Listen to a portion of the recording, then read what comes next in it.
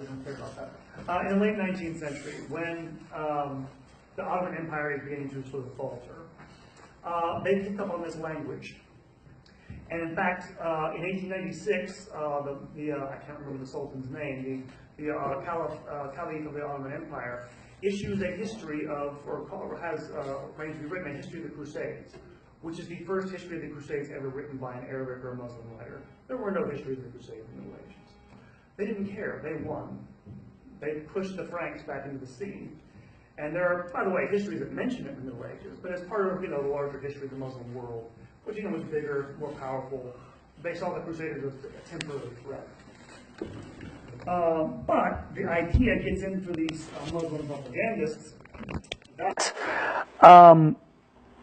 that the colonials, the empires, were the new crusaders, and that there had been this continuous crusade since the 11th century, which, again, as you kind of see, is complete nonsense. I mentioned Saladin. They also took him up. He had been totally forgotten. If you're wondering one of the reasons why they loved this guy so much, Kaiser Wilhelm II, the Emperor of Germany, goes to the Middle East and makes a point of visiting, makes a pilgrimage to Saladin's tomb and lays a wreath upon it. He gives this wonderful speech lauding him because he's I guess he was a militaristic jingoist like himself. And they pick this up, this language of, they're crusaders and everything. And they begin turning it against, of course, the Western powers. What happens, of course, in the 19th and 20th centuries, you have a resurgence of what's sometimes called Salafist Islam, very strict interpretation of the Quran and the early sources of Islamic thinking, which gets into the hands of people like Sayyid Qutb, if you know who that is, one of the founders of the Muslim Brotherhood in Egypt. And they begin talking about Western colonialism as a crusade. In fact, not just colonialism, but any sort of threat by the West to Islam is a crusade, so to speak. And in fact, to this day, you have this language. It was used by Al-Qaeda, of course. What's the guy's name? Osama bin Laden talked about the Crusaders. ISIS uses this as part of its recruiting tool in the Middle East. I have articles written on this by a professor up at St. Francis University in Indiana. It talks about this. Like they're actually actively using this propaganda to promote to recruit for themselves. So basically, this is a completely made-up thing, essentially, based on not on Muslim misunderstandings, but on Western misunderstandings of their own history, which is a really, really weird thing. And so finally, I'll try to do this as quickly as possible. I know I promised an hour. We did have some trouble getting started. So, did the Crusades pervert the gospel? Okay. And because, we had this piety, maybe it's all, but no, I had to. It serves no purpose, but it's fun. First thing, violence and war in early Christianity. Christ says when the soldiers come to arrest him and Peter, gets out his sword, those who live by the sword perish by the sword. But that kind of means his followers were carrying swords. He never mentions, it never says anything negative about soldiers. The centurion, of course, is an emblem of faith in the New Testament. On the other hand, of course, he suffers at the hand of a very militaristic state. But my point is, it's very ambivalent in the New Testament. It doesn't come out and say all violence is bad, all war is bad, all turn the other cheek doesn't mean, okay, let yourself be killed in every single instance. You can't get that out of it. And in the early church, there were some contradictory attitudes. There was, on the one hand, I think a local church council actually condemned pacifism at one point, which again, there may be something to do with martyrdom, where you can't, commit suicide. You have to actually, you can't just go, hey, kill me. No, you can't do that. So perhaps it was due to this. But you also, of course, have a persistent suspicion of military life in the early church. For obvious reasons, for the first 300 years, the pagan army that's kind of suppressing them. But after you get into the earlier centuries, you will have, again, once it becomes a Christian empire, different attitudes of necessity. Christians are in charge of things now. They're going to have to deal with the realities of, quite frankly, having power, which means you're going to have to deal with violence and warfare. And in fact, in the Byzantine Empire, for example, it was forbidden for priests to fight in the army. Again, because they're supposed to be the mediators of Christ's sacrifice. They couldn't do that. Monks fought all the time with no qualms. This happened in Western Europe. And again, you have this sense that it's very ambivalent, even if it's, and this persists, basically. It's really, there's a suspicion there. And this is why, and it comes to my next point, why it is it is a novelty and a change in the 11th century when popes begin embracing this idea of penitential violence. And it has to do partly with what's called the Gregorian Reforms of the 11th century. And this is a big topic, and I don't want to go through, I'm going to give you guys a few minutes to ask questions and everything. There was a series of reforms initiated by popes in the 11th century. Popes who were actually monks, who came out of monasteries based out of places like Cluny, in areas in Western Europe where monastic life had sort of decayed, become corrupt. They refound the monasteries and make them, try to make them as originally austere as they were. But they also have bigger plans than this. They also have this idea that, because it's a problem, you have too much lay control of the church. Too much lay control by kings and emperors and nobility. And their goal is to wrest, basically to liberate themselves, is the term they use. Liberate the church from lay control. And in particular, you're going to have drive to do things to try to rearrange activities of life that the church had never done before. One of which, by the way, is to try to curb the violence of the nobility in Europe.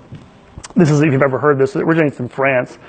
The so-called truce of God. This is the idea that on pain of excommunication or whatever,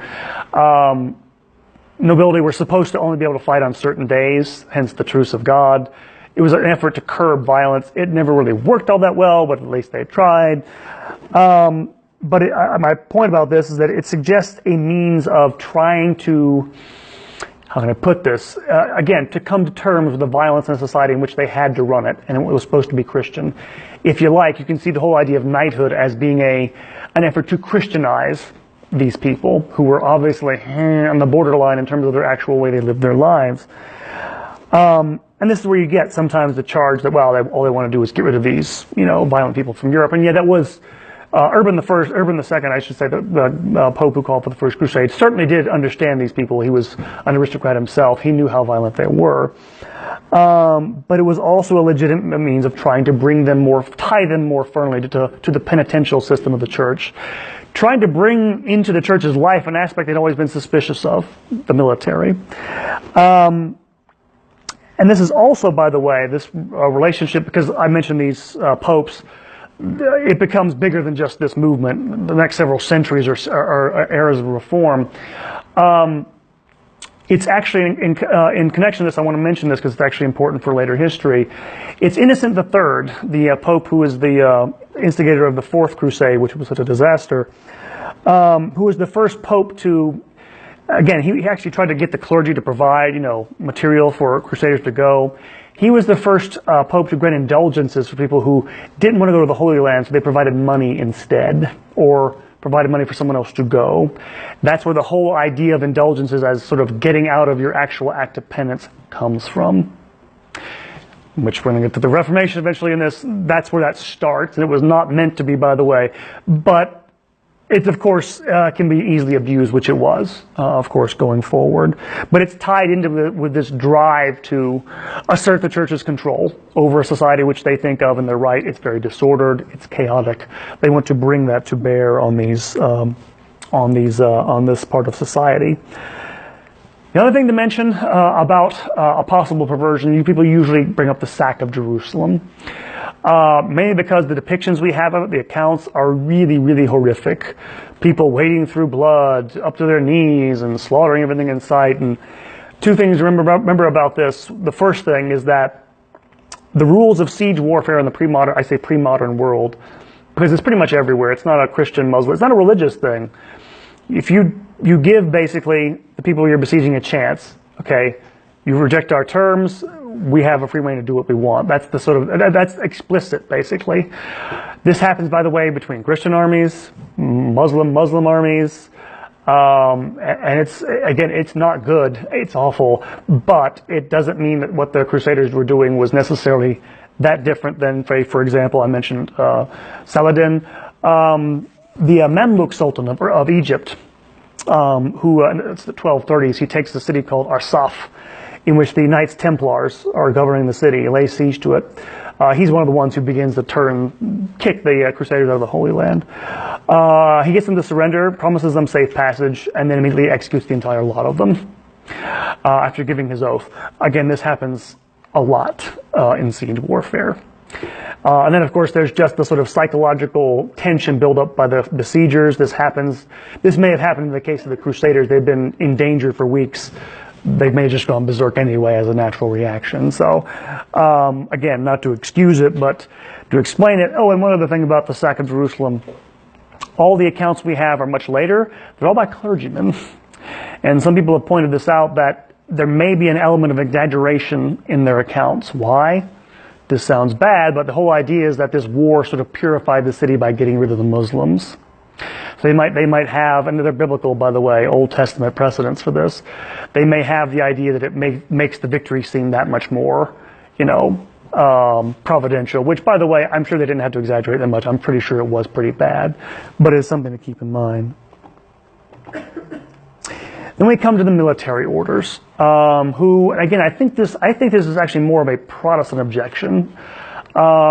The idea being that, okay, monks are there to pray, to do good works, to live a contemplative life mostly. How can you combine that with killing people? That seems to be the primary objection.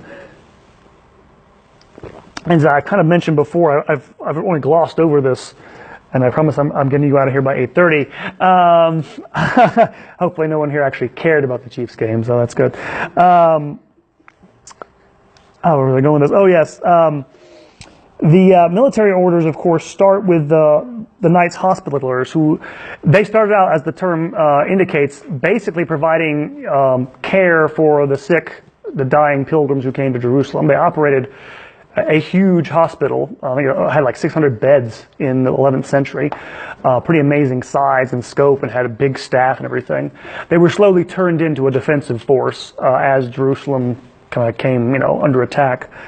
Whereas the Knights Templar were founded by laymen in Europe who swore a vow to go defend pilgrims in the Holy Land. And they were given the temple area, which they thought was the temple. It was actually one of the mosques in Jerusalem they converted into a church again. And they become, of course, the primary military. And it is a military elite. That's the weird thing about it. It is a monastic order. They have monastic vows. They do the praying. They have chanting. They also train for warfare nonstop. Which, and I should mention this, a lot of them die in the Middle East defending these places. It's not as if a lot of them, again, it's not like they're the criticisms are things like, well, they're supposed to live austere, simple lives. The rule of their order is modeled on the Cistercians, which is a Reformed Benedictine order, which is very austere. By the time you get into the 12th century, 13th century, some of these Templar masters, they're rich, they have money. Again, they're running an international organization of immense complexity, whose whole goal is military action. So, which, by the way, is a commonplace of monastic life in the Middle Ages. Orders get reformed. They're really austere. People, because they think they're holy, donate land and money. Over time, they become less holy, and then things decay, and then this starts all over again. And it needed to happen by the time the poor Templars got destroyed by the King of France. But for the most part, I don't really see how that is a perversion in my view. Again, as long as you accept the basic idea that somebody needs to defend those places. And I'll mention this again, I think the one order that probably did, if you wanted to see them as a little more toward that caricature, were the Teutonic Knights. Go back and read about some of the ways they venerate the Virgin Mary. It is kind of creepy, and I mean, I know some people's devotion to the Virgin Mary can be a little excessive. They almost talk about her like she's a pagan war goddess at certain points. They're very much about that. And not all of them. I mean, they never have trouble recruiting. They are necessarily Christians. And one thing that's different about them is they're ruling a theocratic state. They are literally doing that rather than, the Crusaders, the Templars are in, Jerusalem defending it. They're not kings themselves. So So you do have that, at the very least, a tension, with the military orders, that and the gospel. But one other matter in terms of a perversion of the gospel, this was the biggest criticism you got in the Middle Ages, was there were crusades against other Christians. The worst example of this is, of course, the Fourth Crusade, which was supposed to go liberate the Holy Land after it had fallen to Jerusalem, but got diverted. I got what that noise was. Got diverted. It was a mainly Venetian-led expedition. Long story short, got diverted to Constantinople, and they wound up sacking and destroying the city and taking over the Byzantine Empire, which in the long run, by the way, led to its demise, essentially. I don't have time to explain that, other than to say, by the way, Innocent III was the one who organized the crusade. He had already excommunicated everybody involved with it before it ever got to Constantinople. And he was devastated by this, because it basically, I mentioned the schism with the Eastern Orthodox Christians. On the ground, it hadn't meant much, the mutual excommunication. After the Fourth Crusade, yeah, they pretty much hated our guts, Western Christians' guts ever since, and for rather good reasons. But it was also used, this idea of crusade, against heretics. There were several major crusades, mostly in Western France, I think one in Italy, where the Pope issued the same sort of, assurances about sin for military force against heretics, the Cathars or the Albigensians in Western France, and the Waldensians, which I think are in the same area and they're different people. I won't go into describing their belief systems; they're kind of weird anyway. But even more than this, the Pope would call for crusades against his political enemies, against people he thought were threatening the papacy. Most famously, Frederick II, the Holy Roman Emperor. Both of these, by the way, these uses of the crusade, this is where they got a lot of criticism in the latter part of the Middle Ages, which some of it is justified. I'll say this about the Pope and his political enemies. Popes always did have a concern, especially in the early Middle Ages, about their safety. Rome was invaded several times by emperors, kings who didn't like what the Pope was doing. Again, he may have excommunicated them. He did several times. His personal safety could be endangered. That having been said, it didn't do much for the papacy's reputation. I'll say that. Then finally, one last element has to be mentioned. This is mostly concerned with the First Crusade. Mostly. Violence against Jewish communities. During the First Crusade, you had preparation forces that were not meant to go to the Holy Land, gathered together. Maybe they start in the Rhine River Valley somewhere.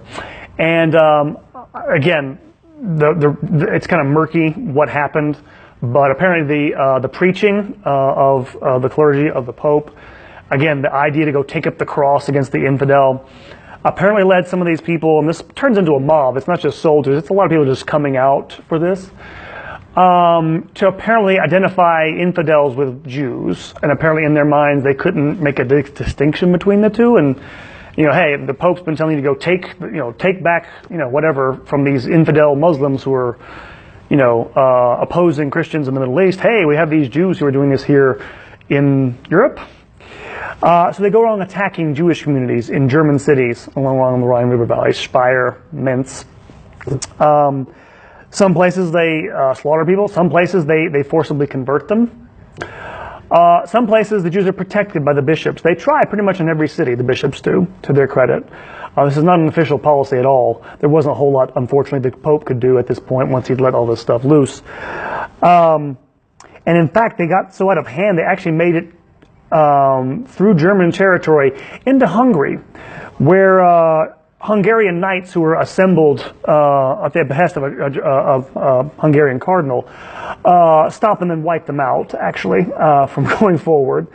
And so you did have a response to this, which was, again, this kind of goes back to questions of, okay, who's in control of these crusades?